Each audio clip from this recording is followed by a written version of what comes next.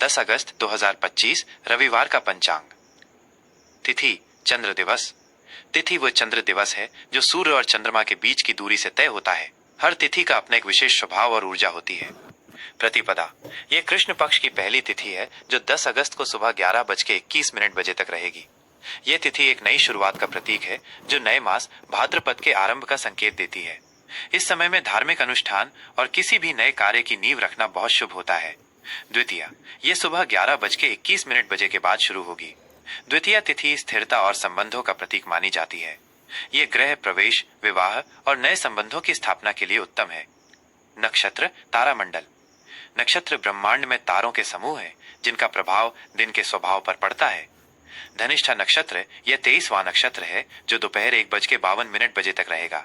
यह धन, प्रसिद्धि और कला का प्रतीक है। इस समय में संगीत, कला या किसी भी तकनीकी कार्य को शुरू करना शुभ होता है। शतभिषा नक्षत्र यह 24वां नक्षत्र है जो दोपहर 1:52 के बाद शुरू होगा। इसका अर्थ है सौ चिकित्सक।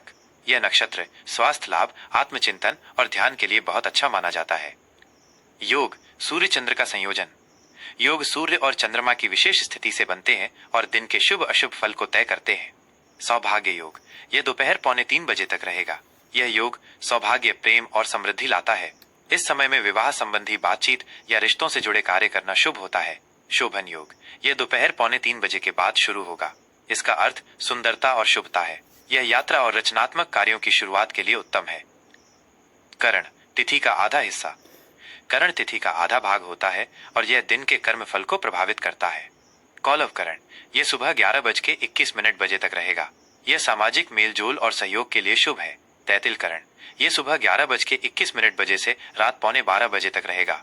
यह निर्माण, नींव रखने और व्यापार के लिए शुभ है। गर करण यह रात 11:15 के बाद शुरू होगा। यह यात्रा, कृषि और किसी भी काम को आगे बढ़ाने के लिए उत्तम है। मास और पक्ष। मास भाद्रपद भादवा मास जो हिंदू पंचांग का छठा महीना है। पक्ष कृष्ण पक्ष जिसमें चंद्रमा घटता जाता है। सूर्य और चंद्र गणना।